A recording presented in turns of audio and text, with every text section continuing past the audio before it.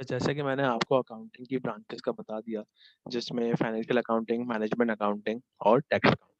अच्छा, इन्हीं टाइप से हमने कुछ users of financial information draw किए हैं। यूजर्स ऑफ फाइनेंशियल इंफॉर्मेशन का मकसद ये है कि अकाउंटिंग से जो भी आप फाइनेंशियल इंफॉर्मेशन कलेक्ट करते हैं या एनालाइज करते हैं, उसके अल्टीमेट यूजर्स कौन है। यानी कि वही बात है कि भाई फॉर एग्जांपल आपकी मार्कशीट बनती है, तो मार्कशीट्स के यूजर्स ये दो हो जाते हैं। एक तो फॉर एग्जांपल अगर आप यूनिवर्सिटी में हैं, तो यूनिवर्सिटी के जितने भी एडमिनिस्ट्रेशन है, एक तो आपकी मार्कशीट की यूजर वो हो गई। दूसरा, आपको मार्कशीट मिलती है तो उसके अल्टीमेट यूजर तो आप हुए, क्योंकि उसका डायरेक्ट लिंक आपकी परफॉर्मेंस से है। ठीक है। सो सिमिलरली इसके मैं एग्जांपल एक एनालॉजी की टाइप बना के बता रहा हूँ कि जब भी फाइनेंशियल रिजल्ट्स किसी भी ऑर्गेनाइजेशन के आते हैं, तो उसके यूजर्स दो हो सकते हैं।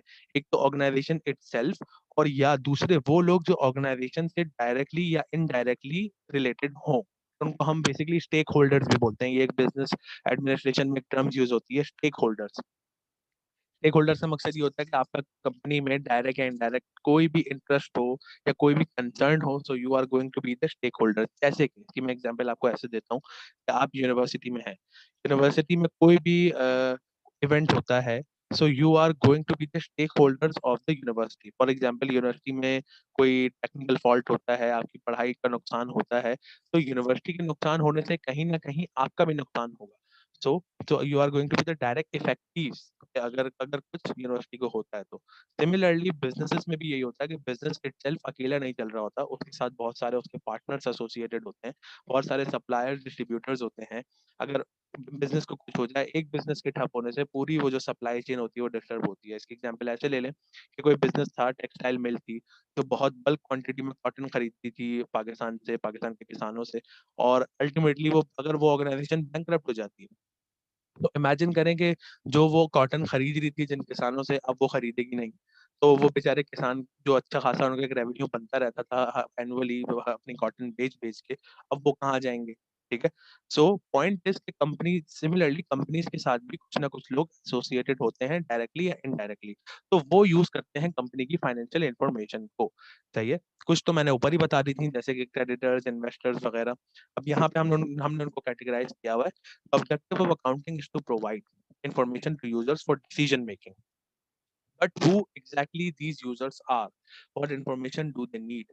सही है। तो वो हमने उनको बेसिक कैटेगरी जो उनकी है वो है इंटरनल एंड एक्सटर्नल यूजर्स, जैसे मैंने बताया था। इंटरनल यूजर्स किसी भी कंपनी के कौन हो सकते हैं? Refers to the managers who use accounting information in making decisions related to the company's operations. ठीक है। इसका मैं रेफरेंस दूंगा यहाँ से, जैसे मैंने मैनेजमेंट अकाउंटिंग में बताया था कि जो कंपनी के अपने मैनेजमेंट है पूरी, अगर वो फाइनेंशियल इंफॉर्मेशन को यूज करती है for the benefit of the organisation, या फॉर कॉस्ट प्लानिंग या forecasting and all that, so it will be called management accounting. Similarly यहाँ पे जैसे लिखा हुआ है कि इंटरनल यूजर्स हमेशा कंपनी के मैनेजर्स कह लें, आप सुपरवाइजर्स कह लें, सीईओ वगैरह कह लें, या चीफ फाइनेंशियल ऑफिसर कह लें, या चीफ ऑपरेटिंग ऑफिसर कह लें, जितनी भी हायरार्की में जितने भी लोग हैं, अगर वो अकाउंटिंग को यूज करेंगे for company's operations, so it will be called internal users. ठीक है। External users on the other hand are not involved in the operations but hold some financial interest। जैसे मैंने आपसे पहले कहा था कि डायरेक्टली इनडायरेक्टली आपका कोई ना कोई इंटरेस्ट होता है। जैसे मेरी वो टेक्सटाइल वाली इंडस्ट्री की एग्जांपल में, कंपनी के बराह रास्त बैंकरप्ट होने से डायरेक्ट ताल्लुक किसी किसान का नहीं। ठीक है। यानी कि कोई किसान का पैसा नहीं लगा हुआ था उस कंपनी में कि अगर वो टेक्सटाइल कंपनी अगर वो बर्बाद हो गई है या बैंकरप्ट हो गई है। लेकिन इनडायरेक्ट एक कंसर्न ये था कि जो भी कपास उगाने वाले थे किसान या हमारे जितने भी हैं फार्मर्स वगैरह, अगर वो उनको बेचते थे अपनी कॉटन, तो अब उनको एक इनडायरेक्ट इफेक्ट तो पड़ा ना, कि वो जो अपनी मिलियंस ऑफ रुपीज की जो वो कॉटन बेचा करते थे एक कंपनी को, बिल्कुल रिलायबल रेट पे और रिलायबल रिलेशनशिप की बेसिस पे, वो बेच नहीं पाएंगे। अब उनको कोई नई कंपनी तलाश करनी है। तो they are termed as external users. अब वो एक्सटर्नल यूजर्स देखें तो कौन कौन हो सकते हैं? ऑनर्स हो सकते हैं, इन्वेस्टर्स, क्रेडिटर्स हो सकते हैं। ठीक है। Government employees, customers and all that, these are all the external users. अब देखें यूजर्स ऑफ फाइनेंशियल इंफॉर्मेशन को यहाँ मैंने और फर्दर एक्सप्लेन किया हुआ है। ऑनर्स एंड इन्वेस्टर्स, जैसे मैंने आपको पहले बताया था कि अगर आपका अपना बिजनेस है और उसमें आपने अच्छा खासा सफिशिएंट अमाउंट इन्वेस्ट किया हुआ है, तो you are going to be interested कि भाई मैंने अब 1 करोड़ रुपए या 1 लाख रुपए भी अगर आपने लगाए हो, तो पाकिस्तानियों के लिए तो 1 लाख रुपए भी बहुत वर्थ रखते हैं।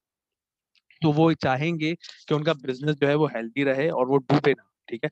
या कहीं भी आपने XYZ बिज़नेस में इन्वेस्ट किए हुए हों, तो आपका इंटरेस्ट यही होगा कि फाइनेंशियल इन्फॉर्मेशन मुझे बिल्कुल सही मिलनी चाहिए ताकि मुझे कंपनी की जो पोज़ीशन है वो सही पता लगे, सही है? ओनर्स और इन्वेस्टर्स का मकसद ये है कि अगर वो 100% ओन नहीं कर रहे उस कंपनी को, भले ही उसका कुछ परसेंटेज उन्होंने ओन किया हुआ है, तो फिर भी वो इंटरेस्टेड तो होंगे। ये वही एग्ज़ाम्पल है कि कोई किसी कंपनी के आपने 4 करोड़ रुपए के शेयर्स ले लिए लेट्स सपोज़, भले ही वो कंपनी बिलियंस ऑफ रुपीज़ की है, लेकिन अगर आपने उस कंपनी के 4 करोड़ रुपए के शेयर्स लिए हुए हैं, सो कंपनी के लिए तो वो मेरे ख्याल में 1% भी नहीं है ऑफ द वैल्यू, लेकिन for 4 crore rupees for you is a hefty amount, ठीक है? तो you are going to be interested कि भाई कंपनी के फाइनेंशियल मैटर्स में क्या चल रहा है? क्या कंपनी लॉस तो नहीं बना रही है पिछले 3 साल से या 1 साल से या 6 महीने से? तो जैसे ही कंपनी की फाइनेंशियल पोज़ीशन में ज़रा-सा डिफरेंस आता है, तो इन्वेस्टर्स जो हैं वो फॉरेन इंटरेस्ट लेना शुरू कर देते हैं कि भाई क्या होने वाला है, हमारे साथ क्या होगा? अक्सर हम देखते हैं ना जो पाकिस्तान स्टॉक एक्सचेंज की न्यूज़ आती है कि मंदी का रुझान रहा और तेज़ी का रुझान रहा। तो जब तेज़ी का रुझान का मकसद ये होता है कि भाई इन्वेस्टर्स पैसा कमा रहे हैं, शेयर्स की वैल्यू में एप्रिसिएशन हो रही है, शेयर्स बहुत अच्छी क्वांटिटी में बिक रहे हैं, कोई भी लॉस नहीं हो रहा। मंदी के रुझान का मकसद ये होता है कि भाई या तो शेयर्स की जो है ट्रेडिंग में कमी आ गई है या इस तरह का कुछ सिनेरियो बन चुका है। तो ये बेसिक डिफरेंस है। फिर आ जाते हैं फाइनेंशियल इन्फॉर्मेशन का जो दूसरा यूज़र है वो जैसे मैंने पहले बताया मैनेजमेंट। तो कंपनी की इंटरनल मैनेजमेंट है, अगर उसको ही अपनी कंपनी के फाइनेंशियल एस्पेक्ट का नहीं पता होगा, तो कंपनी प्रॉफिटेबली रन कैसे करेगी, ठीक है? देन द लेंडर्स, लेंडर्स यहाँ पे क्रेडिटर्स यानी कि जो जिन लोगों ने कंपनी को उधार दिया हुआ है। देखिए, या तो आप किसी कंपनी के इन्वेस्टर बन सकते हैं, यानी कि उसमें आप इन्वेस्ट करें, या तो आप किसी कंपनी के लेंडर या क्रेडिटर बन सकते हैं। तो ऐसे कि भाई कंपनीज़ को कभी-कभी पैसा इस फॉर्म में भी चाहिए होता है कि हम आपको मालिक नहीं बना रहे, लेकिन आप हमें पैसा दे दें एज़ अ क्रेडिट या एज़ अ लोन, ठीक है? इसकी परफेक्ट एग्ज़ाम्पल वो फाइनेंशियल इंस्टीट्यूशंस हैं, जैसे कि बैंक हो गए, बैंक अल हबीब ले लें, आप मीज़ान बैंक ले लें, जो भी हमारे प्राइवेट बैंक वगैरह हैं, वो क्या करते हैं, वो जो हमारे बिज़नेसेस हैं, उनको पैसा प्रोवाइड करते हैं to operate effectively and profitably. लेकिन उसका सीन क्या होता है, उसका सीन ये होता है कि उसके बदले में उनको इंटरेस्ट पे करना पड़ता है, ठीक है? Lenders of funds such as banks and other financial institutions are interested in the company's ability to pay the liabilities upon maturity. ये बहुत इंपॉर्टेंट पॉइंट है। फॉर एग्जांपल किसी बैंक ने 10 साल के लिए लोन दिया है किसी कंपनी को, बहुत बड़ा लोन दिया है। फॉर एग्जांपल $50 मिलियन का लोन दे दिया है किसी बैंक ने किसी कंपनी को। तो वो उनका इंटरेस्ट सिर्फ ये होगा कि कंपनी का इससे हमारा कोई ताल्लुक नहीं है, कंपनी कुछ भी करे, सिया करे, सफेद करे, लेकिन हमने जो $50 मिलियन कंपनी को दिए हैं for the time period of 10 years, वो हमें विदिन 10 इयर्स मिल जाने चाहिए। और जो हमने उसपे प्रॉफिट मार्जिन रखा है यानी कि इंटरेस्ट रखा है, यानी कि जो सूद का जो हमने हिसाब-किताब रखा है, उस समेत हमें 10 साल के अंदर-अंदर वो पैसा मिल जाए। अब कंपनी चाहे दिवालिया हो या कुछ भी हो, लेकिन कंपनी के ऊपर एक लायबिलिटी क्रिएट हो जाएगी कि उसको बैंक को पे करना पड़ेगा। सो लेंडर सबसे ज़्यादा इंटरेस्टेड होते हैं किसी भी कंपनी की फाइनेंशियल इन्फॉर्मेशन में। फिर ट्रेड क्रेडिटर्स और सप्लायर्स हो सकते हैं। यानी कि देखिए ट्रेड क्रेडिटर और सप्लायर्स का सेंस ये है, फॉर एग्जांपल आपकी कोई ट्रेडिंग ऑर्गेनाइजेशन है, इसकी एग्जांपल मैं आपको ऐसे देता हूँ, फॉर एग्जांपल मेट्रो, मेट्रो में होता ये होगा, पीएनजी से लेकर यूनिलीवर से लेकर बहुत बड़ी कंपनीज़ हैं, उनका कितना बल्क अमाउंट में उनका जो है वो क्वांटिटी में उनकी जो चीज़ें आती होंगी, ठीक है? इट इज़ नॉट नेसेसरी कि वो पैसे देंगे तो चीज़ें आएँगी। लेकिन जब आप बहुत बड़े कस्टमर होते हैं, तो आपके बहुत रिलायबल सप्लायर्स बन जाते हैं। अक्सर आपने नोट किया होगा किसी बड़ी करियाना स्टोर पे आप जाएँ, तो होलसेलर अपनी बड़ी सुज़ुकी लेकर आता है, सामान उतारता है और बगैर पैसे लिए चले जाता है। उसका मकसद ये होता है कि जब ये सामान बिक जाएगा ऑटोमैटिकली जब रोलिंग में आ जाएगा, तो जो रिटेलर है, जो दुकान वाला है, वो खुद ही उसको पैसे पे कर देगा। ठीक है?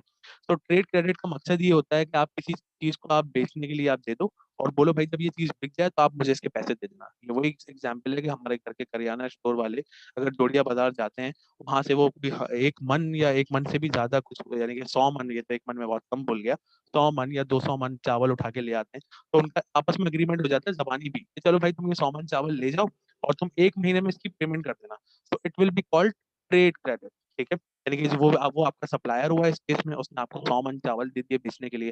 अगर आपने 1 महीने में इसको रोल कर लिया और अगर आप बहुत बड़े ट्रेडर हैं, लाइक मेट्रो या डिपार्टमेंटल स्टोर है अगर कोई आपका, और अगर आपने 100 मन चावल जो है विथिन अ मंथ बेच दिए जस्ट फॉर एग्जांपल, तो आप फिर आसानी से उसको भी उसके पैसे वापस कर सकेंगे, खुद भी पैसे कमा सकेंगे।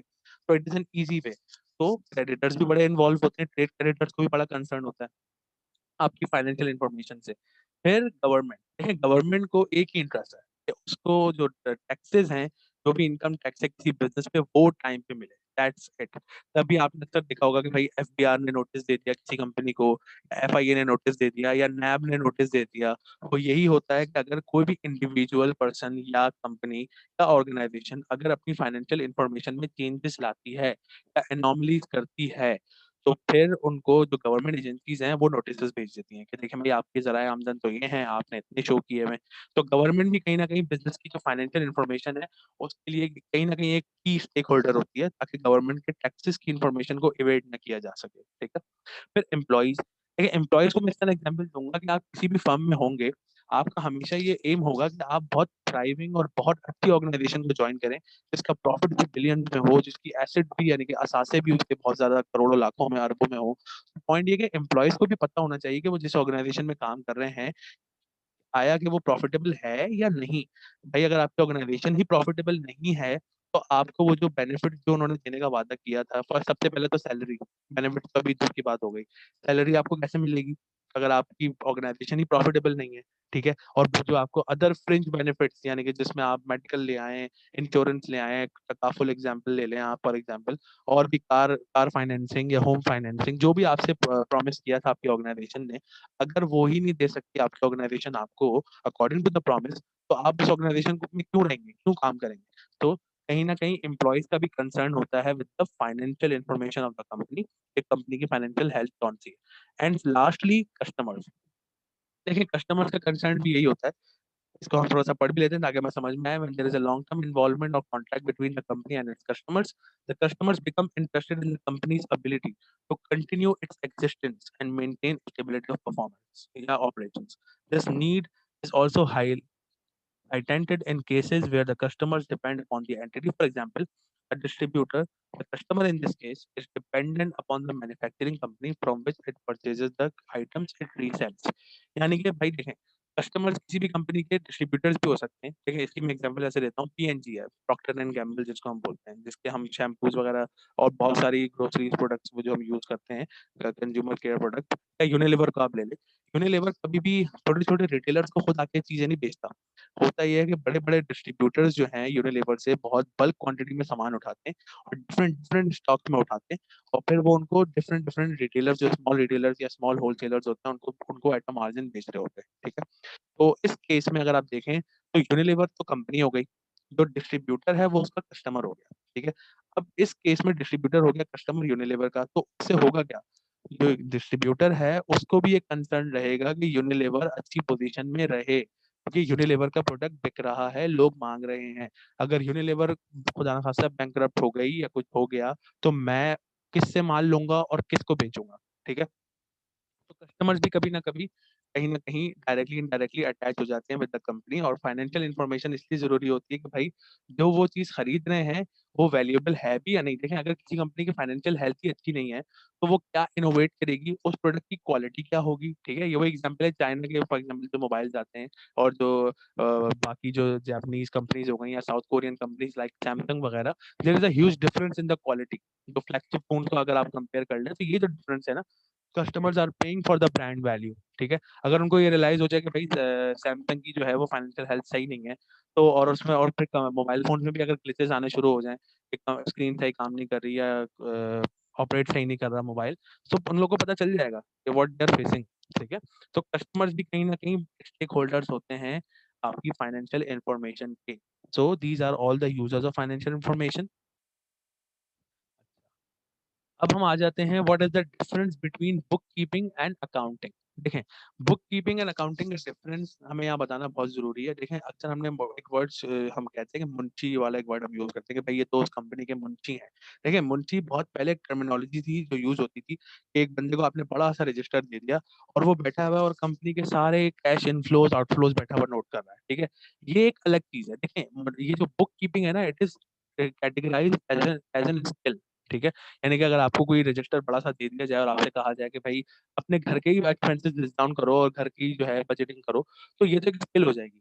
इसमें और अकाउंटिंग में डिफरेंस ही मेन ये है कि अकाउंटिंग में जैसे मैंने पहले कहा था, it is not just the recording of financial data, it is recording interpretation analysis. सही है। तो इसमें जो एनालिसिस इंटरप्रिटेशन वाला पार्ट है, बुक कीपिंग और अकाउंटिंग का मेन डिफरेंस है ही। ठीक है। तो हम थोड़ा सा पढ़ते हैं ताकि हमें आइडिया हो। Bookkeeping in the traditional sense has been around as long as there has been commerce, यानी कि जब से इस दुनिया में ट्रेड है, बुक कीपिंग जब से है। A bookkeeper's job is to maintain complete records of all the money that has come in and gone out of the business. Bookkeepers record daily transactions in a consistent, easy to read way, and their records enable the accountants to do their job. जैसे मैंने पहले बताया आपको, तो उनको बस एक चीज रजिस्टर या कंप्यूटर दे दिया जाता है कि चलो भाई इस पे बैठ के तुम जो भी इनफ्लो आउटफ्लो कैश का हो रहा है वो बस रिकॉर्ड करो। तुम्हारा इसके एनालिसिस से, इंटरप्रिटेशन से, कम्युनिकेशन से कोई ताल्लुक नहीं है, सिर्फ रिकॉर्ड करने का काम है। तो these are some of the typical bookkeeping task. इसमें करना क्या होता है? रिकॉर्ड करें फाइनेंशियल ट्रांजैक्शन को, डेबिट क्रेडिट को पोस्ट करें। डेबिट क्रेडिट क्या होता है इंशाल्लाह भी आपको आगे जाके पता चल जाएगा अकाउंटिंग के रूल्स में। प्रोड्यूसिंग इनवॉइसेस, जो भी इनवॉइसेस हैं वो बनाएं। Managing the payrolls, maintaining and balancing the ledgers account, ये सारी इन्फॉर्मेशन इंशाल्लाह आपको आगे जाके पता चलेगी कि ये टर्म्स कौन कौन सी हैं, पेरोल्स एंड लेजर्स अकाउंट्स वगैरह। अच्छा, अकाउंटिंग पे आ जाएं आप। अकाउंटिंग और बुक कीपिंग का डिफरेंस यहाँ से आता है कि accounting analyses the financial data. ठीक है, क्या यहाँ पे टर्म यूज हो रही है? Analyses the financial data, okay, recorded by the bookkeeper, and provides business owners with important business insights and financial advice। देखें, यही यही टर्म्स आपको यहाँ नजर नहीं आएंगे बुक कीपिंग में। बुक कीपिंग में आपको सिर्फ ये नजर आएगा कि यहाँ पे सिर्फ रिकॉर्ड हो रहा है और कुछ भी नहीं, ठीक है। लेकिन यहाँ पे क्या हो रहा है? Business insights, financial advice, provide owners, analyses the financial data. These are some of the accountancy, typical accountancy task. ये कौन कौन से हैं? Verify and analyse the data, generate the reports, perform the audits, prepare the financial reports. सही है। अच्छा, अब देखिए यहाँ पे टास्क भी डिफरेंट, बिल्कुल रेडिकली डिफरेंट हो चुकी हैं। यहाँ पे तो सिर्फ रिकॉर्डिंग की बात हो रही है, यहाँ पे क्या हो रहा है? Generate the report, perform the audits, prepare the financial reports, providing the information and forecast, helping the business owner understand the impact of financial decisions and adjusting entries. So जब भी आपसे कोई पूछे, अब जब आप अकाउंट्स पढ़ेंगे तो इंशाल्लाह आपको आगे और फर्दर इसकी एक्सप्लेनेशन मिलेगी। लेकिन the main difference between bookkeeping and accounting मैंने आपको बता दिया। Book keeping is just an art, ठीक है, और स्किल कह लें आपके भी। आप कंप्यूटर पे बैठ के अगर आपको डेटा एंटर करना अच्छा आता है तो इसका मकसद ये नहीं कि आप उस डेटा को एनालाइज भी कर सकते हैं या इंटरप्रेट भी कर सकते हैं, ठीक है। अकाउंटिंग का वो काम है कि आप जैसे ही डेटा कलेक्ट हो गया, अब उसको इंटरप्रेट भी करना है, एनालाइज भी करना है, उससे बिजनेस की इनसाइट्स भी मालूम करनी है, ठीक है। किस तरह बिजनेस को सक्सेसफुल बनाया जा सकता है वो भी बताना है, ठीक है। So this is the difference between bookkeeping and accounting. Moving forward, अच्छा, ये एक इम्पॉर्टेंट फिनोमिना है। जैसे कि हम जब भी साइंस पढ़ते हैं, बायोलॉजी पढ़ते हैं, मैथ्स पढ़ते हैं, उनके कुछ रूल्स होते हैं, ठीक है। उनके तहत ही हम मैथमेटिक्स को फॉलो करते हैं, उनके तहत ही हम केमिस्ट्री को फॉलो करते हैं, उनके तहत ही हम फिजिक्स वगैरह को फॉलो करते हैं। तो कोई भी ये क्वेश्चन कर सकता है कि देखें, अकाउंटिंग तो चलो हमने अकाउंटिंग की डेफिनेशन भी पढ़ ली, टाइप्स ऑफ ऑर्गेनाइजेशन भी पढ़ ली, लेकिन अब वो ऐसे कौन से प्रिंसिपल्स हैं बिहाइंड दीज अकाउंटिंग फिनोमिना, ठीक है, तो वो मैं आपको अब इंशाल्लाह बताने जा रहा हूँ। ये वो प्रिंसिपल्स हैं जिनकी बेसिस पे अकाउंटिंग प्रैक्टिस की जाती है। अब वो अकाउंटिंग चाहे कोई सी भी हो, जैसे मैंने आपको पहले बताया था कि अब वो अकाउंटिंग चाहे फाइनेंशियल अकाउंटिंग हो, जैसे अभी मैं ऊपर आपको स्क्रॉल स्क्रॉल अप करके बताता हूँ। फॉर एग्जांपल, फाइनेंशियल अकाउंटिंग हो या मैनेजमेंट अकाउंटिंग हो या सिमिलरली टैक्स अकाउंटिंग हो, इन तीनों अकाउंटिंग की जो बेसिस हैं, उनके बैकग्राउंड में कौन से कॉन्सेप्ट अप्लाई होंगे, वो ये कॉन्सेप्ट, ठीक है। इनको हम बेसिकली बोलते हैं जनरली एक्सेप्टेड अकाउंटिंग प्रिंसिपल्स, यानी गैप। ये एक टर्म यूज होती है, GAAP के नाम से हम इसको याद रखते हैं, गैप के नाम से, that is generally accepted accounting principles. देखें, अगर हम साइंस की बात करते हैं तो साइंस में क्या होता था? पहले थ्योरी आती है, फिर वो हाइपोथेसिस होता है, फिर वो थ्योरी प्रूव होती है, फिर वो लॉ बन जाता है, ठीक है। लेकिन साइंस में और अकाउंटिंग में डिफरेंस ही यही है। वहां पे तो देखें, हम हाइपोथेसिस रन करते हैं पूरा थ्योरी से, उसको हम बना के फिर हम उसको लॉ बनाते हैं। यहाँ ऐसा कुछ भी नहीं है। अकाउंटिंग में यही एक चीज लैक कर रही थी अब बहुत अरसे से, कि कोई जनरली एक्सेप्टेड, हमारे पास कोई रूल्स नहीं थे, रेगुलेशंस नहीं थी। यानी कि अब चाहे पाकिस्तान, अब इसकी एग्जांपल ऐसे है कि यूएस में कोई और मेथड फॉलो हो रहा हो, पाकिस्तान में कुछ और हो रहा हो, तो जो एक कंपनी का जो मैन ऑनर है यूएस में, उसकी अंडरस्टैंडिंग ऑफ अकाउंटिंग डिफरेंट होगी, जो पाकिस्तान में काम कर रहे हैं उनकी डिफरेंट होंगी। तो क्योंकि क्योंकि अब जो हमारी पूरी दुनिया है वो एक ग्लोबल विलेज बन गई है, तो हर चीज स्टैंडर्डाइजेशन की तरफ जा रही है। स्टैंडर्डाइजेशन का मकसद ये है कि हर चीज कॉमन होनी चाहिए। हम जो यहाँ कोर्सेज पढ़ते हैं वो बिल्कुल अकॉर्डिंग टू इंटरनेशनल स्टैंडर्ड्स होते हैं। उसका रीजन यही होता है कि ताकि हम कंपेटिटिव बन सकें और दुनिया के साथ चल सकें, सही है। सिमिलरली ये वो रूल्स हैं जो यूएस, मेजोरिटी इसमें जो कंट्रीब्यूशन है वो यूएस की गवर्नमेंट ऑर्गेनाइजेशन का है या नॉन गवर्नमेंट ऑर्गेनाइजेशन का है। जो एक आध का नाम भी यहाँ पे मेंशन है, जैसे आप देख सकते हैं, financial accounting standard boards, public companies in the United states, ठीक है। इन लोगों की हेल्प की वजह से ये जनरली एक्सेप्टेड अकाउंटिंग प्रिंसिपल्स बन चुके हैं, ठीक है। अब ये होते क्या है, मैं जरा इस पे आता हूँ। Generally accepted accounting principles refer to a common set of accounting principles और standards and procedures issued by this Financial Accounting Standards Board.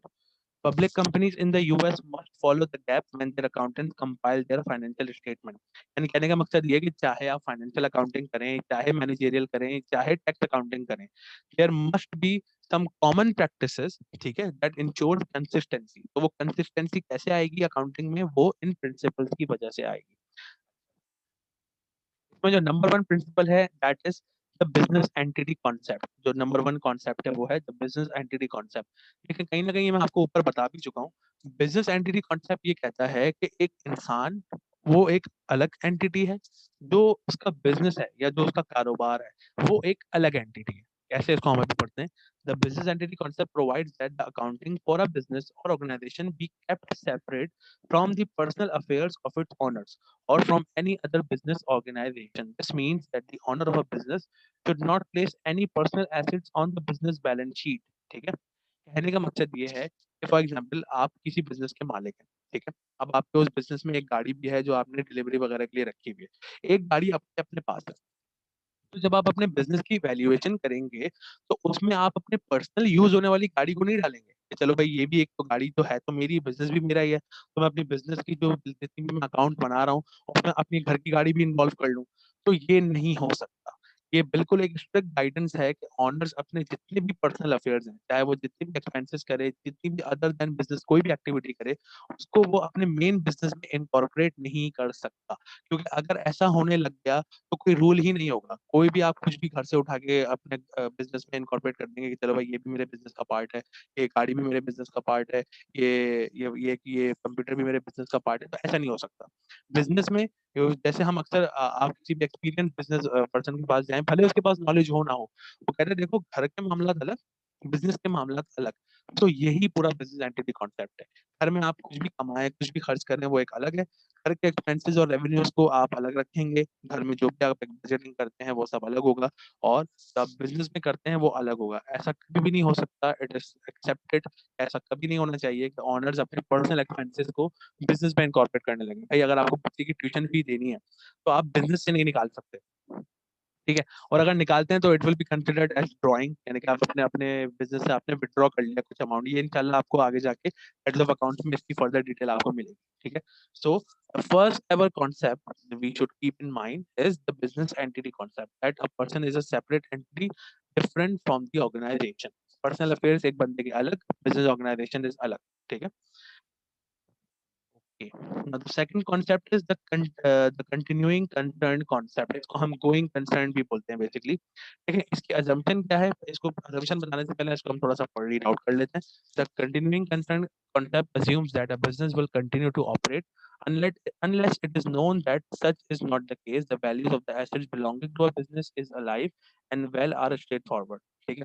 देखिए अकाउंटिंग को फॉलो करने का मकसद ये होता है कि आपकी इंटेंशन इन द माइंड ये होती है कि ये बिजनेस कंटिन्यू रहेगा, ये आज कल या परसों खत्म नहीं होगा। इसके मेन रीजंस और भी बहुत सारे हैं, इंशाल्लाह जैसे जैसे आप अकाउंटिंग पढ़ेंगे आपको समझ में आएगा। देखिए इसका एक एग्जांपल आप ऐसे ले लें कि अभी आप किसी बिजनेस की अकाउंटिंग करने बैठते हैं, उसकी पूरी फाइनेंशियल रिजल्ट बनाने बैठते हैं, और आपको पता चलता है कि भाई ये तो कल खत्म होने वाला है बिजनेस।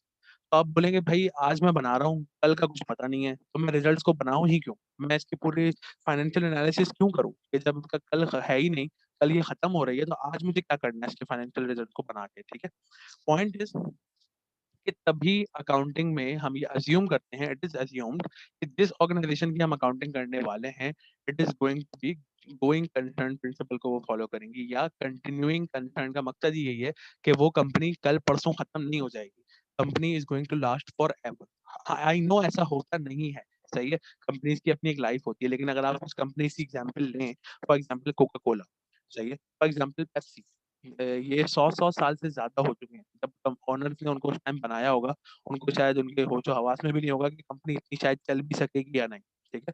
तो द पॉइंट इज वो आज तक चल रही है, ठीक है। कोका कोला आज तक है, हम खुद पी रहे हैं, हम सब पी रहे हैं, पेप्सी आज तक है। तो पॉइंट इज हमेशा ये अज्यूम किया जाता है कि कंपनी एक दफा बन गई है और अब वो चलेगी, सही है।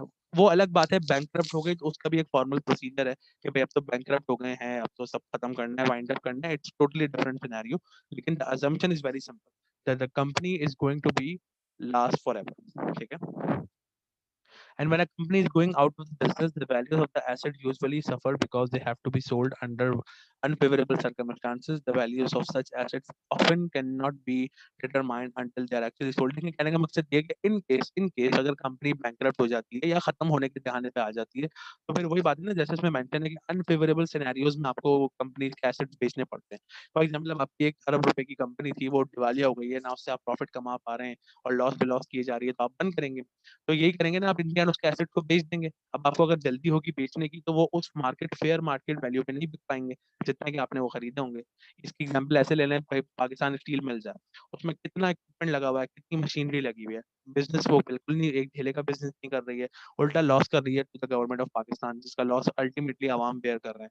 तो द पॉइंट इज कि जब भी ऐसे सर्कमस्टांसेस हो जाए कि कंपनी गोइंग कंसर्न में ना रहे, तो इसके नुकसानात होते हैं। नुकसान ये होते हैं कि एसेट जो है वो अपनी टर्म्स पे बिक नहीं पाते, जितने में आपने खरीदे होते हैं या तो उससे बहुत ही कम मार्केट वैल्यू पे जा रहे होते हैं। तो ये एक अलग सिनेरियो है। लेकिन main scenario is the company must be going concern या कंटिन्यूइंग कंसर्न, ठीक है। The third principal is the principle of conservatism, ठीक है। अच्छा, ये प्रिंसिपल ऑफ कंजर्वेटिज्म क्या होता है भाई? It provides that accounting for a business should be fair and reasonable. Accountants are required in their work to make evaluation and estimates, to deliver opinions, and to select the procedure. They should do so in a way that neither overstates nor understates the affairs of the business. ये पूरी line में theme है इस पूरे concept का, ठीक है। neither overstate not understate the affairs of the business or the results of the operation। देखें, कहने का मकसद ये है, आप ये नहीं कह सकते कि आप एक बिल्कुल ही अनइमेजिनेबल सिनेरियो नहीं कर किसी भी कंपनी में ला सकते कि हमारी कंपनी अब $1 बिलियन का प्रॉफिट कमाने जाएगी। इसकी कोई बेसिस भी तो हो ना। अगर आप कोई पाकिस्तानी कंपनी की बात करें, तो पाकिस्तानी कंपनी तो बेचारी $50 मिलियन या $500 मिलियन की वर्थ भी पहुंचना उनके लिए मुश्किल हो जाता है कभी कभी। तो द पॉइंट इज, कंजर्वेटिज्म का मकसद ये है कि अपने जो एस्टिमेट्स हैं, जो फोरकास्ट हैं, उनको बिल्कुल ही अनइमेजिनेबल सिनेरियो तक इंक्रीज मत कर लो, ठीक है। दे मस्ट बी रियलिस्टिक, ठीक है। दे मस्ट नॉट ओवरस्टेट और understate the affairs of the business, ठीक है। आप अगर कह रहे हो कि मेरी कंपनी 1 अरब रुपए कमाएगी, तो उसके लिए आपके पास सॉलिड एविडेंस होना चाहिए, ठीक है। और आप हमेशा जो है बड़े से बड़ा रिस्क फैक्टर जो होता है या छोटे से छोटा रिस्क फैक्टर होता है, उसको इनकॉर्पोरेट करते हो अपने बिजनेस में। So that is called conservatism, ठीक है। Fourth is the objectivity principle. Objectivity principle का मकसद ये है कि जो भी आप बिजनेस अफेयर्स में फाइनेंशियल इंफॉर्मेशन यूज कर रहे हैं या कुछ भी है, कोई भी चीज आप खरीदते हैं या कोई भी एनालिसिस कर रहे हैं, उसका एविडेंस हो। ऑब्जेक्टिविटी का मकसद ये होता है, सब जैसे सब्जेक्टिविटी ये होगी कि बहुत महंगा कोई चीज आपने ले लिया। अब बहुत महंगा मतलब कितना महंगा, तो उसके एक अमाउंट भी होगा, उसका एक एविडेंस भी होगा। फॉर एग्जाम्पल, आपका मैनेजर आके बोलता है कि भाई हमने बहुत महंगा एक जो है ना कंप्यूटर, सुपर कंप्यूटर मंगवा लिया है चाइना से फॉर आवर ऑर्गेनाइजेशन। तो ये एक सब्जेक्टिव बात हुई। उसने सिर्फ ये बताया कि बहुत महंगा कंप्यूटर मंगाया है। There is no evidence, there is no receipt of the computer, ठीक है। There is no monetary evidence, ठीक है। लेकिन सिमिलरली दूसरा मैनेजर आके बोलता है कि सर हमने एक बहुत बड़ा मेन फ्रेम कंप्यूटर मंगाया है at the worth of around $1 million from this Chinese company. Point is, यहाँ पे ऑब्जेक्टिविटी आ गई। उसने रसीद भी लाके दिखा दी कि sir here is the evidence, here is the receipt of the computer. Accounting में तभी आपने देखा होगा कि तो आप जितने भी आपके फ्रेंड्स वगैरह या आसपास जितने भी लोग अकाउंटेंट हैं, they are always concern about the bills, ठीक है। कि भाई शो मी द बिल। कोई भी आप जाके एस्टिमेट लेते हो, फाइनेंस डिपार्टमेंट अगर आपकी किसी ऑर्गेनाइजेशन का है, हमेशा आपसे एक ऑब्जेक्टिव प्रिंसिपल का जो है एविडेंस जरूर मांगेंगे। आप जाते हो अपने फाइनेंस ऑफिसर के पास कि सर हमें मार्केटिंग का बजट चाहिए। फॉर एग्जाम्पल, आपको 1 करोड़ रुपए मार्केटिंग का बजट चाहिए। वो बोलेंगे मुझे इसका ऑब्जेक्टिव एविडेंस दो इन राइटिंग, क्यों चाहिए, कहाँ इसको लगाओगे, किस तरह लगाओगे, तब भी वो इशू करेंगे, ठीक है। तो हमेशा अकाउंट वाले जब भी थोड़े से सख्त मिजाज माने जाते हैं, उसका रीजन यही है, क्योंकि उनको हर चीज का हिसाब रखना होता है, हर चीज का उनके पास एविडेंस होना चाहिए। कभी भी सब्जेक्टिव कह के आप किसी भी लिस्ट में किसी चीज को नहीं डाल सकते। कभी भी हम जब घर के सौदे की भी लिस्ट बनाते हैं या घर की भी ग्रोसरी की लिस्ट बनाते हैं, उसमें हम आटे को ये नहीं लिखते कि हम आटा जो है बहुत सारा लेकर आएंगे। हम उसको ऑब्जेक्टिफाई करते हैं कि 15 या 20 किलो लाएंगे। तो द पॉइंट इज, जब हम घर के मामला में ऐसे हैं, तो जो फाइनेंस ऑफिसर या फाइनेंशियल मैनेजर किसी कंपनी का होगा, तो वो कितना कंसर्न होगा इस मामले में कि मैं कंपनी का इतना बड़ा बजट मार्केटिंग डिपार्टमेंट को दे दूं, क्यों दूं, ठीक है। There must be an evidence. तो थोड़ा-सा पढ़ भी लेते हैं। जो objectivity principle states that accounting will be recorded on the basis of objective evidence. Objective evidence means that different people looking at the evidence will arrive at the same values for the transaction. यानी कि इसकी example ऐसे ले लें कि हमारी companies में employees की प्रमोशन हो रही है और उनको बहुत बड़े लेवल के एम्प्लॉयज हैं, वो 16 ग्रेड या 17 ग्रेड के वो हमारे ऑफिसर्स हैं या एम्प्लॉयज हैं। अब उनको हमें कोई गाड़ी गिफ्ट करनी है, यानी कि गाड़ी गिफ्ट से मुराद ये है कि एज अ कंपनसेशन पैकेज हमें उनको गाड़ी देनी है। अब इट इज हाईली पॉसिबल कि फॉर एग्जाम्पल मुझसे कहा जाता है कि किसी भी कंपनी की, फॉर एग्जाम्पल होंडा कंपनी की सिविक की प्राइस पता करके लाओ। तो अकाउंटेंट अगर 3 लोगों को भेजता है, तो अगर ऑब्वियसली तीनों लोग जब मार्केट से आएंगे वापस, तो वो तीनों एक ही एस्टिमेट देंगे। ठीक है, मैं बोल रहा हूँ भाई the cost of the vehicle is 4 million, दूसरा भी यही बोलेगा 4 मिलियन, तीसरा भी यही बोलेगा 4 मिलियन। तो इस तरह ऑब्जेक्टिविटी अपने आप को प्रूव कर रही है कि भले ही 3 लोग अलग अलग जगह गए हैं, लेकिन अगर एक प्रोडक्ट सेम है और उसकी प्राइस पता करने गए थे, जब वापस आए हैं तो प्राइस वही है जो मैंने एनालिसिस किया था। ठीक है, तो ऑब्जेक्टिविटी प्रिंसिपल ये भी है कि भले ही आप 100 लोगों को उस चीज का एस्टिमेट लगाने के लिए बिठा दो, लेकिन एस्टिमेट वही निकलता है जो आपने खुद लगाया होता है या जो एक्चुअली में होता है। ठीक है, फिर आता है टाइम पीरियड कॉन्सेप्ट। देखें, टाइम पीरियड कॉन्सेप्ट का यहाँ पे जो इशू है वो ये है दैट हमेशा अकाउंटिंग जो फॉलो की जाती है वो for a definite period of time follow की जाती है। इसकी एग्जांपल आप ऐसे ले लें कि कंपनी हमारी जो कंट्री का जो बजट आता है, नेशनल असेंबली में हमेशा बजट स्पीच होती है, ये आप सबको मालूम होगा। ठीक है, तो बजट स्पीच आप लोगों ने हमेशा नोट किया होगा, एक टर्म यूज होती है फिस्कल ईयर के नाम से। ठीक है, तो फिस्कल ईयर का मकसद यही होता है कि वो जुलाई 1 से शुरू होता है और जून 30 को खत्म होता है। ठीक है, इस तरह का है। और जो कैलेंडर ईयर होता है वो हमारा 1 जनवरी से शुरू होता है और 31 दिसंबर को खत्म होता है। सो द पॉइंट इज, जब कंट्री के पूरे इकोनॉमिक डिसीजन लेने हैं तो वो भी उन्होंने पूरे उस टाइम पीरियड को 1 साल में, 1 साल का पूरा ड्यूरेशन बनाया हुआ होता है। ठीक है, कोई भी गवर्नमेंट 5 साल के लिए आती है तो वो बजट हमेशा, आप लोग गौर कीजिएगा, 5 दफा पेश करती है अगर 5 साल की गवर्नमेंट आई है तो वंस अ ईयर। ठीक है, इसी तरह इसी तरह जो कंपनीज होती हैं वो भी अपना जो फाइनेंशियल जो जितने भी पीरियड्स होते हैं उनको या तो मंथ में डिवाइड करती है, या तो क्वार्टरली कर लेगी, या सेमी एनुअली कर लेगी, या एनुअली कर लेगी। इसकी एग्जांपल आपको मैं भी थोड़ी देर में देता हूँ, इससे पहले हम इसको थोड़ा सा पढ़ लें। The time period concept provide that accounting take place over specific time periods known as fiscal periods, जैसे मैंने पहले बताया। These fiscal periods are of equal length and are used when measuring the financial progress of a business.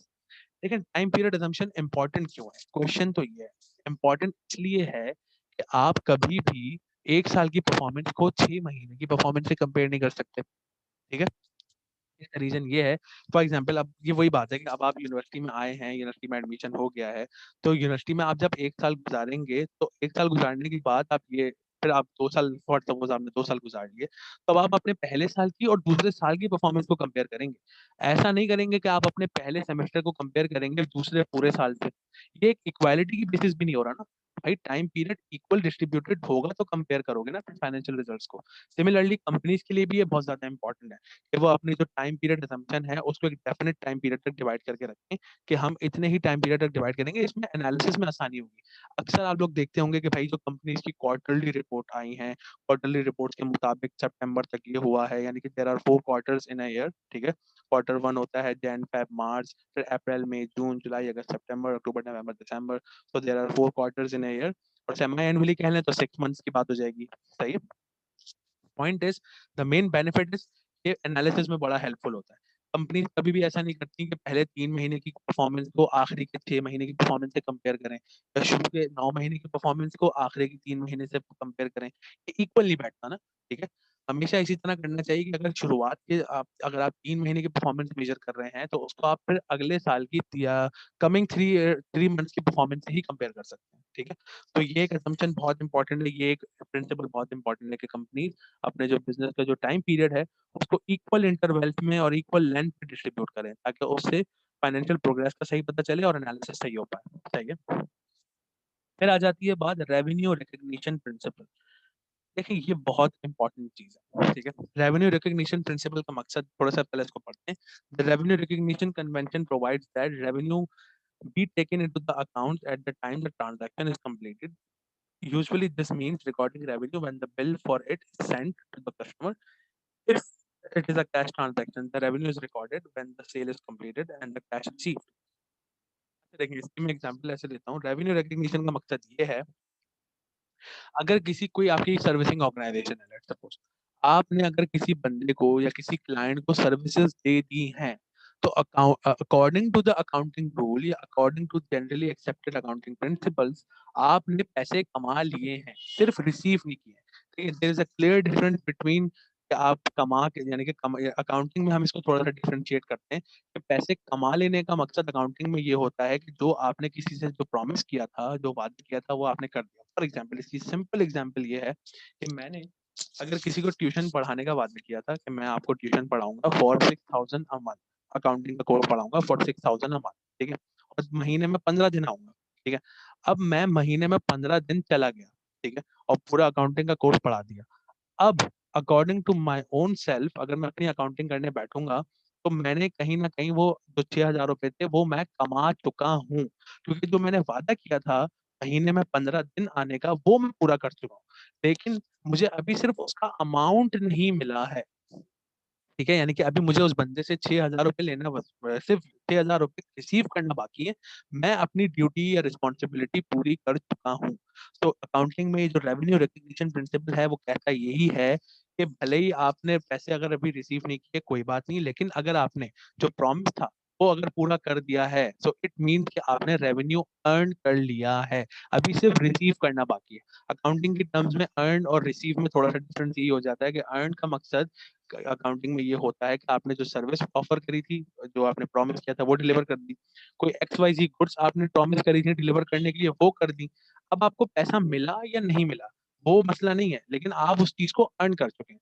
Similarly कि trader से आपका contract था, आपने उससे कहा था कि भाई आप मुझे हर महीने 4 मन जो है चावल पहुंचाया करेंगे। ठीक है, अब उस बंदे ने, उस ट्रेडर ने 4 मन चावल पहुंचा दिए। तो ये पहुंचा दिए का मकसद ये कि उसने तो अपना वादा पूरा कर दिया, अब बस उसको कैश रिसीव करना बाकी है। सो रेवेन्यू रिकग्निशन का प्रिंसिपल यही कहता है अकाउंटिंग की फर्म्स को कि अगर आपने पैसा रिसीव भले ही ना किया हो, लेकिन अगर आपने अपनी डिजायर्ड सर्विसेज जो प्रॉमिस थी वो दे दी हैं या गुड्स दे दिए हैं, it means that you have earned the revenue. ठीक है, इसको हम थोड़ा सा और पढ़ लेते हैं। It is important to take revenue into the accounts properly. If this is not done, the earning statement of the company will be incorrect and the readers of the financial information misstatement misinformed. देखें, इसकी implication क्या है भाई? कोई ये पूछ सकता है कि चलें ठीक है, समझ तो आ गया कि ये है क्या, लेकिन इसका बिजनेस में इम्प्लीकेशन क्या है? देखिए, बिजनेस में इम्प्लीकेशन ये है, फॉर एग्जाम्पल अब December 31 आने वाला है, December 30 आ गया है। ठीक है, December 30 को आपने अचानक कोई 1 करोड़ रुपए की बहुत बड़ी सेल्स आपने कर दी। ठीक है, लेकिन वो अभी उसका आपको पैसे रिसीव नहीं हुए। ठीक है,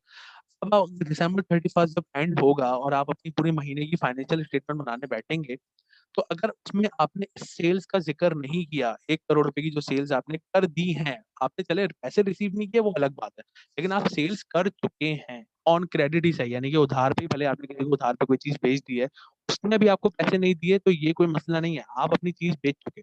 ठीक है, लेकिन अगर आपने ये अपनी फाइनेंशियल इंफॉर्मेशन में नहीं डाला, तो जो भी आपके इन्वेस्टर्स हैं वो मिसलीड हो सकते हैं, यानी कि वो बोलेंगे अरे ये तो प्रॉफिट ही नहीं हुआ इतना इस ऑर्गेनाइजेशन को। लेकिन अगर आपने वो प्रोविजन ऐड किया हुआ होगा कि मैंने 30 दिसंबर को मैंने 1 करोड़ रुपए की सेल्स की हैं, सो दे कैन एंटिसिपेट कि अच्छा, यानी कि जैसे ही कुछ दिन गुजरेंगे, अगर आपने 10 डेज की टर्म पे वो एग्रीमेंट किया था सेल्स का, तो विद इन 10 डेज उसके पैसे भी रिसीव हो जाएंगे। ठीक है, so this is the point of revenue recognition principle. इससे हेल्प ये होती है कि भले ही पैसे बाद में आए या कुछ भी हो, आपने तो एटलीस्ट रिकॉर्ड कर लिया ना, ताकि आपके जो इन्वेस्टर्स हैं या बिजनेस मैनेजर्स हैं, उनको फाइनेंशियल एनालिसिस करने में उनको मिसलीड ना हो जाए या मिसगाइड ना हो जाए। ठीक है, अच्छा, इसी से रिलेटेड कहीं ना कहीं जो प्रिंसिपल नंबर 7 है, that is the matching principle. ठीक है, मैचिंग यहाँ जैसे लिखा हुआ भी है, the matching principle is an extension of the revenue recognition principle या convention. The matching principle states that each expense item related to the revenue earned must be recorded in the same accounting period as the revenue it helped to earn. If this is not done, the financial statement will not measure the results of operations fairly. देखिए, matching principal और revenue recognition principal में थोड़ी सी जो relevance है वो ये है, इसका मकसद, मैचिंग प्रिंसिपल का मकसद ये है कि जितने भी एक्सपेंस जिस मंथ में आप कर रहे हैं उसको आप मैच करेंगे उसी मंथ के रेवेन्यू से। इसकी एग्जांपल ऐसे है कि कभी भी ऐसा जिंदगी में कभी नहीं होगा कि आप जनवरी में हैं, फिर आप ये बोलें कि भाई अभी जनवरी की मेरे पास जो है वो आ गई है, सैलरी आ गई है, और अब मुझे उससे नवंबर का कुछ पे करना है। नवंबर के बच्चों की जो है ना वो अपने बच्चों की फी पे करनी है।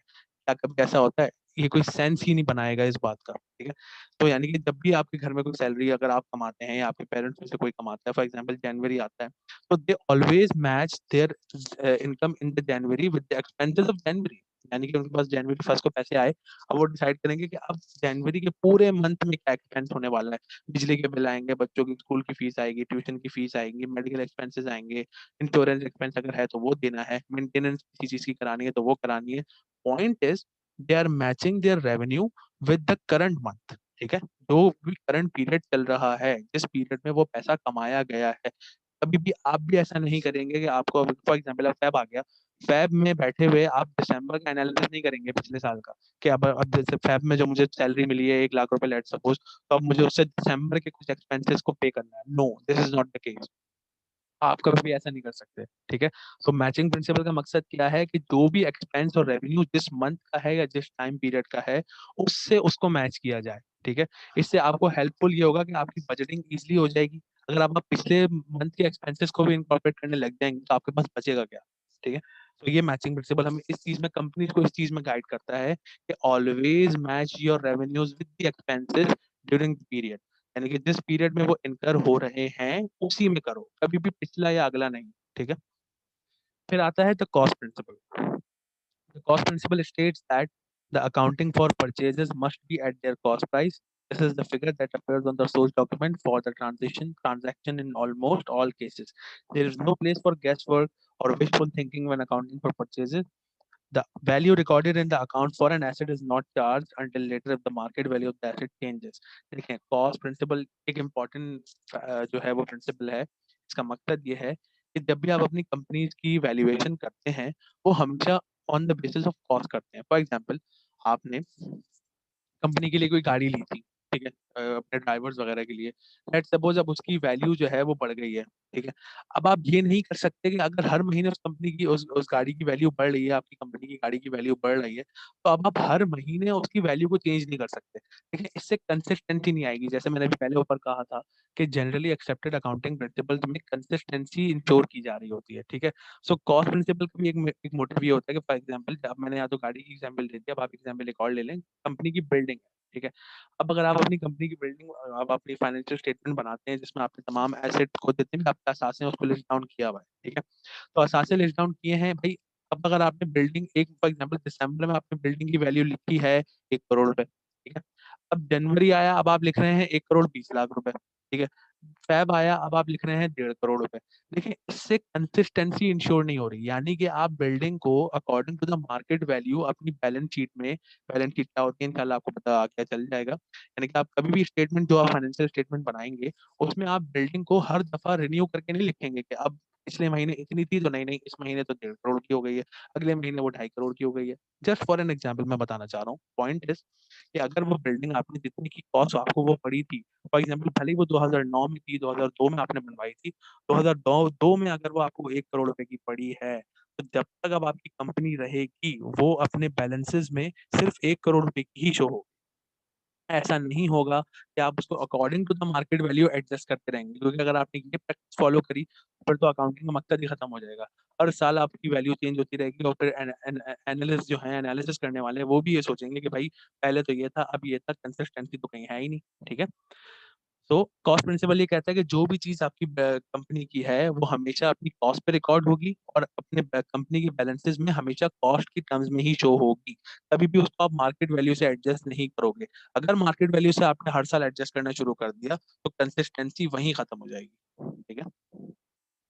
अच्छा, अब देखें, ये वही दूसरे जो नंबर 9 प्रिंसिपल है, द कंसिस्टेंसी प्रिंसिपल, ये उसी बात को इंश्योर कर रहा है कि the accountants who apply the same methods and procedures from the period to period, when they change some method from one period to another, they must explain the change clearly on the financial statement. देखिए, consistency principle का मकसद ही यही है कि जो भी आप method follow कर रहे हैं किसी भी चीज को इवेल्युएट करने का, वो कंसिस्टेंट होना चाहिए, ठीक है? पॉइंट ये कि ऐसा देखना अपने यूनिवर्सिटीज में भी कभी नहीं होता कि अब अभी आपको 6 कोर्सेज पढ़ा दिए गए हैं, तो नेक्स्ट सेमेस्टर आपको 5 कोर्सेज पढ़ाए जा रहे हैं, फिर उससे नेक्स्ट आपको 4 कोर्सेज पढ़ाए जा रहे हैं। तो ये कंसिस्टेंसी इंश्योर नहीं करेगा। अब आप 6 कोर्सेज का रिजल्ट एक अलग परसेंटेज बताएगा, 5 कोर्सेज का रिजल्ट अलग परसेंटेज बताएगा, 4 कोर्सेज का रिजल्ट अलग परसेंटेज बताएगा। तो there is nothing like consistency in between all these things, ठीक है। तो कंसिस्टेंसी का मतलब क्या है, वो ये है, इट इज वेरी सिंपल, कि जो भी प्रोसीजर्स आपने एक दफा अडॉप्ट कर लिए हैं, अब आप उनको for a longer period of time continue करें। लेकिन इसका मतलब ये भी नहीं है कि आप चेंज नहीं कर सकते। यहाँ पे जैसे मेंशन है ऑलरेडी, अगर आपको बहुत कोई जरूरत पड़ गई है, ठीक है, इसकी एग्जांपल मैं आपको ऐसे देता हूँ कि 1990s वाला एरा और 2000 के बाद से ऑनवर्ड्स कंपनीज मेजोरिटी बहुत शिफ्ट हुई है कंप्यूटर पे, ठीक है। पहले वो पेपर वर्क होता था, फिर कंप्यूटर पे हुआ है। तो अब देखें, अगर आप बोलेंगे भाई ये तो कंसिस्टेंसी नहीं रही, पिछले 50 सालों से तो पेपर पे काम हो रहा था, अब सन 2000 के बाद से कंप्यूटर पे काम हो रहा है, तो इसका रीजन क्या है? तो कंसिस्टेंसी अगर यहाँ पे ब्रीच हो भी रही थी उन दिनों, तो कंपनीज ने मेंशन किया है कि why we are shifting to a computer based system, ठीक है।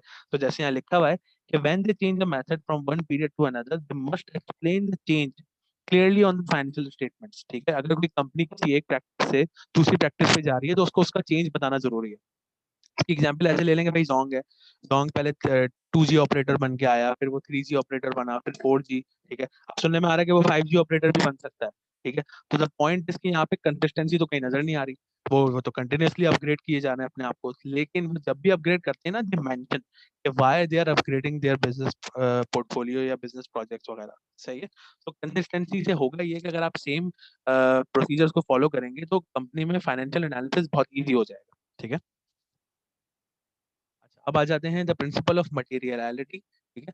The materiality principle requires accountants to use generally accepted accounting principles, except when to do so would be expensive or difficult, and where it makes no real difference if the rules are ignored, ठीक है।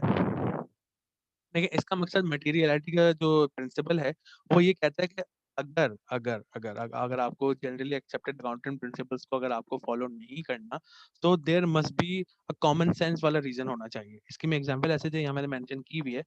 As an example of a clearly immaterial item, you may have prepaid $100 of rent on a post office box that covers the next 6 months. Under the matching principle, you should charge the rent to expense over 6 month. देखिए, यहाँ पे कहने का मकसद ये कि अगर कोई बहुत ही इनसिग्निफिकेंट अमाउंट है, जिसकी वजह से आपके जो इन्वेस्टर्स हैं या ओनर्स हैं, अगर वो मिसगाइड नहीं होते हैं, तो इट इज नॉट नेसेसरी कि आप उसको पूरे प्रोसीजर को फॉलो करके ही इनकॉर्पोरेट करें, ठीक है। एग्जाम्पल यहाँ पे इन्होंने ऐसे दी हुई है कि अगर आपके $100 का कोई भी प्रीपेड आपका कोई एक्सपेंस, प्रीपेड का मकसद होता है पहले से किसी चीज को पे कर देना, ठीक है। अब या तो अगर आप 100 डॉलर, अगर आपकी 100,000 या पता नहीं कितने मिलियन डॉलर की कंपनी है, उसमें अगर आप $100 की कोई चीज को या तो एक साथ दिखा दें, तब भी मसला नहीं होगा। इन टर्म्स ऑफ 1 ईयर को डिवाइड, यानी कि 12 से डिवाइड करके उसको मंथली उसका इफेक्ट दिखा दें, तब भी कंपनी को कोई खासा फर्क नहीं पड़ेगा। तो मटेरियलिटी का प्रिंसिपल ये कहता है कि इन केस अगर आपको जनरली एक्सेप्टेड अकाउंटिंग प्रिंसिपल्स को, अगर आपको एक फॉर अ टाइम भी अगर आपको छोड़ना है, तो उसका रीजन या तो ये हो कि या तो वो अमाउंट इतना इनसिग्निफिकेंट हो कि उससे आपके इन्वेस्टर्स या आपके ओनर्स कभी भी मिसगाइड ना हो पाए, ठीक है। ये वही बात है, अब मैं आपसे ये कहता हूँ, आपको 100 रुपए दे के बोलता हूँ कि ये 1000 लोगों में डिस्ट्रीब्यूट कर दो। सो आप ये बोलेंगे कि भाई कैसे मुमकिन है, ये इसमें तो स्मॉल यूनिट भी अवेलेबल नहीं है, ठीक है। तो इसमें अब आप ये इंश्योर नहीं कर सकते कि आप पूरा कंसिस्टेंसी का प्रिंसिपल भी अप्लाई करें, आप पूरे अकाउंट पूरे मेथड फॉलो करें, जिसके तहत आप ये 100 रुपए को 1000 लोगों में डिवाइड कर सकें। आप बोलेंगे यार इसमें क्या है, आप थोड़े से उसको, जितने भी आप उसके स्मॉल यूनिट कर पाएंगे, जितने भी लोग आपको मिलेंगे, आप उनमें दे देंगे और मुझे आगे बता देंगे कि हाँ मैंने वो 100 रुपए बांट दिए हैं, ठीक है। Point is very simple. अगर कोई बहुत ही इनसिग्निफिकेंट अमाउंट है, देखिए इसको मटेरियलिटी के प्रिंसिपल को इस तरह याद रखें कि अगर बहुत ही कोई इनसिग्निफिकेंट अमाउंट है जिसका कंपनी पे कोई इफेक्ट नहीं पड़ सकता, उसको दिखाना तो जरूरी है कि हाँ देयर इज द अमाउंट, लेकिन इट इज नॉट नेसेसरी कि आप उसको एक साथ ये जरूरी नहीं है। फिर आप चाहे, आपकी मर्जी है, आप उसको पूरा एक महीने में दिखा दें, एक साल में दिखा दें, या एक साल में 12 मंथ में दिखा दें स्मॉल यूनिट्स में करके, कोई फर्क नहीं पड़ेगा। कंपनी को दिखाना लाजमी है, लेकिन उस दिखाने का मकसद ये नहीं है कि आप उसको पूरे प्रोसीजर्स के साथ ही फॉलो करें। अब आप इमेजिन करें, अगर आपकी $1 बिलियन की कंपनी है और कोई $100 का आपने कोई इक्विपमेंट, कोई ऐसी कोई छोटा कैलकुलेटर खरीदा है अपनी कंपनी के लिए, एक्वायर किया है, तो क्या इट इज नेसेसरी कि आप पूरा उसको 12 मंथ्स के एक्सपेंसेस में डिवाइड करें, पूरे जनवरी से लेकर फेब तो उसको दिसंबर तक खींचें कि भाई $100 को डिवाइड किया, 8.9 समथिंग डॉलर बन रहे हैं, और वो आप हर मंथ दिखा रहे हैं कि अब भाई इस मंथ में हमने $8 कैलकुलेटर के लिए एलोकेट किया, अगले महीने किया, फिर उससे अगले महीने किया। आप चाहें तो उसको जनवरी में एज इट इज दिखाते हैं, आप चाहें उसको दिसंबर में एज इट इज दिखाते हैं, कोई फर्क नहीं पड़ेगा कंपनी को, ठीक है। तो this is called materiality principle. थोड़ा सा प्रोनाउंसिएशन में इसमें इशू आएगा, मटेरियल टोटलिटी से इसको याद रखें, ठीक है। The last principle, the important principle is the full disclosure principle, ठीक है। इसको थोड़ा सा पहले पढ़ते हैं। The full disclosure principle states that any and all information that affects the full understanding of a company's financial statement must be included with the financial statement, ठीक है। Some items may not affect the ledger accounts directly. These would include in the form of accompanying notes. Examples of such items are outstanding lawsuits, tax disputes, and company takeovers. ये important क्यों है? देखिए, इसको समझना बहुत जरूरी है। Full disclosure principal का कहने का मकसद, जैसे मैंने आपको पहले बताया था, यूजर्स ऑफ फाइनेंशियल इन्फॉर्मेशन कौन कौन होते हैं। यूजर्स ऑफ फाइनेंशियल इन्फॉर्मेशन आपके इन्वेस्टर्स, ओनर्स, कस्टमर्स, क्लाइंट्स सब होते हैं, ठीक है। फुल डिस्क्लोजर का मकसद ये है कि कंपनी में जो कुछ चल रहा है, कुछ भी, चाहे कुछ भी हो, फाइनेंशियल मैटर्स हो या नॉन फाइनेंशियल मैटर्स हो, सब आपको बताना है। अगर आपने डिस्क्लोज नहीं किया तो कंपनी के जो ओनर्स हैं वो मिसगाइड हो सकते हैं, मिसलीड हो सकते हैं, या इन्वेस्टर्स। इसकी एग्जांपल आप ऐसे ले लें कि अब आपको नज़र आ रहा है कि भाई पेंडेमिक की वजह से आपकी कंपनी की जो सेल्स हैं वो गिरने वाली है, ठीक है। आपके प्रोडक्ट ऐसे थे, फॉर एग्जांपल मेट्रो है, आपका आप मेट्रो के ओनर है, लेट्स सपोज। अब आपको पता है कोविड आ गया, कोविड की वजह से लोग आपकी ऑर्गेनाइजेशन में आएंगे नहीं, आपसे मेट्रो में फिजिकली गुड्स आके खरीदेंगे नहीं, घर पे बैठे हुए होंगे, ठीक है। अब ये आपने पहले से प्रिडिक्ट कर लिया था, लेकिन आपने ये इन्फॉर्मेशन अपने बोर्ड ऑफ डायरेक्टर्स को या अपनी कंपनी की जो हायर मैनेजमेंट है या सीईओ है या कोई भी है, उनको आपने कम्युनिकेट ही नहीं किया कि भाई कोविड आने वाला है और हमारा जो बिजनेस है वो इफेक्ट हो सकता है। अब भाई दिसंबर तक तो बड़ा बिजनेस अच्छा चल रहा था, जैसे ही जनवरी फेब आया है तो दिसंबर में आपने 1 अरब रुपए कमाए थे, फरवरी में आप जो है वो 5 करोड़ रुपए कमा रहे हैं। अब कहाँ 1 अरब और कहाँ 5 करोड़, ठीक है। तो ये डिफरेंस आ गया। अब यहाँ पे इन्वेस्टर्स आएंगे कि भाई ये क्या हो गया, अभी पिछले महीने तो हमने 1 अरब रुपए कमाए थे, अब ये 5 करोड़ क्यों कमा रहे हैं हम। तो अब फिर आप बताएंगे ना कि नहीं नहीं, वो असल में ना एस्टिमेट लगाया था, वो कोविड आ गया ना इस वजह से। तो ये इन्वेस्टर्स का ब्रीच ऑफ कॉन्ट्रैक्ट करेंगे आप, अगर आपने उनको नहीं बताया on the same time, at the same time, कि भाई कोई इकोनॉमिक डाउनटर्न आने वाला है या कोई भी ऐसी चीज होने वाली है जिससे कंपनी का बिजनेस डायरेक्टली या इनडायरेक्टली इफेक्ट हो सकता है। अगर आपने ये डिस्क्लोज नहीं किया अपने इन्वेस्टर्स को और तमाम स्टेक होल्डर्स को, तो ये आप ब्रीच करेंगे, ठीक है, ब्रीच ऑफ ट्रस्ट करेंगे। तो that is why generally accepted accounting principles में एक ये प्रोविजन भी डाला गया है, एक ये प्रिंसिपल भी डाला गया है कि फुल डिस्क्लोजर का मकसद ये है कि कोई भी इंफॉर्मेशन जो कंपनी को डायरेक्टली या इनडायरेक्टली इफेक्ट कर सकती है, आपने उसको इनकॉर्पोरेट लाजमी करना है। अगर नहीं किया so it will be considered as a breach of trust, ठीक है। और जो स्टेक होल्डर्स है वो आप पे केस भी कर सकते हैं, ठीक है। इसकी एग्जांपल इसमें यहाँ पे जैसे दी हुई है, such items are outstanding lawsuits, tax disputes and company takeovers. यानी कि अगर आपकी कंपनी पे कोई कोई लिटिगेशन हुई हुई है, कोर्ट में केस चल रहा है, अब आप अपने इन्वेस्टर्स को बता ही नहीं रहे कि हम तो कोर्ट में कोई केस भुगत रहे हैं, और अगर कोर्ट की हियरिंग की वजह से आपके ऊपर कोई फाइन लग गया, तो ऑटोमेटिकली फाइन लगने का अगर हेफ्टी कोई बहुत बड़ा अमाउंट फाइन की फॉर्म में लग गया, तो कौन बेयर करेगा? इन्वेस्टर्स का ही नुकसान होगा ना, कंपनी का नुकसान होगा, इसका मकसद है इन्वेस्टर्स का नुकसान होगा। तो कंपनी की जो मैनेजमेंट है उसका काम है कि वो फुल डिस्क्लोजर प्रिंसिपल को फॉलो करे, और फुल डिस्क्लोजर प्रिंसिपल को फॉलो करते हुए कंपनी का कोई भी अगर लॉ सूट चल रहा है उसको बताए, कोई टैक्स डिस्प्यूट चल रहा है गवर्नमेंट के साथ तो वो भी अपने इन्वेस्टर्स को बताए, और अगर कोई दूसरी कंपनी उस कंपनी को टेक ओवर करने वाली है तो वो भी बताए। इसकी एग्जांपल ऐसे है कि अभी करीम को उबर ने एक्वायर किया था for 2 point something billion dollars, ठीक है। तो करीम ने अपने तमाम जो इक्विटी होल्डर थे, जितने भी इन्वेस्टर्स थे, सबको इन्फॉर्म किया था कि देखें हमें उबर टेक ओवर करने वाला है, और इसकी हमारी वर्थ जो है वो 2.4 समथिंग बिलियन डॉलर लगी है, और उसके हिसाब से आपको रिस्पेक्टिव शेयर मिल जाएगा, ठीक है। इससे फायदा क्या हुआ, वो रेडी हो गया इस चीज के लिए। अब आप फॉर एग्जांपल आपकी कोई कंपनी है, आपने उसमें इन्वेस्ट किया हुआ है, कल सुबह आप उठते हैं और आपको पता चलता है कि उस कंपनी को तो किसी और कंपनी ने टेक ओवर कर लिया, तो आप तो पैनिक हो जाएंगे कि अरे मैंने तो वहां पे इतने हजारों लाखों रुपए इन्वेस्ट किए हुए हैं, उसकी मैनेजमेंट पूरी कैसे चेंज हो गई रातों रात, ठीक है। अगर अगर वो कंपनी ने आपको डिस्क्लोज नहीं किया हुआ पहले से, तो आपको शॉक लगेगा, ठीक है। वही बात अगेन ब्रीच ऑफ ट्रस्ट हो जाएगा आपके दरमियान और कंपनी के दरमियान। सो अकाउंटिंग प्रिंसिपल में ये मैंडेटरी है कि जो मैनेजमेंट है, फाइनेंशियल मैनेजमेंट जो भी कर रहा है कंपनी की, उसका काम है कि अपनी कंपनी के जो जितने भी फाइनेंशियल एस्पेक्ट हैं उसको फुल डिस्क्लोजर प्रिंसिपल के तहत बनाए, ताकि एक एक इन्फॉर्मेशन चाहे डायरेक्ट इनडायरेक्ट बिजनेस को इफेक्ट करे, वो स्टेक होल्डर्स के पास लाजमी होनी चाहिए। तो this is the overall background of the accounting, जिसमें मैंने आपको ऑर्गेनाइजेशन से लेकर, ऑर्गेनाइजेशन की टाइप से लेकर, अकाउंटिंग के इंट्रो से लेकर हर चीज़ मैंने आपको बता दी है। इंशाल्लाह इंशाल्लाह इसके बाद हम इसको कंटिन्यू करेंगे फर्दर कॉन्सेप्ट्स को। I hope you all will be fine इंशाल्लाह। अल्लाह हाफिज़।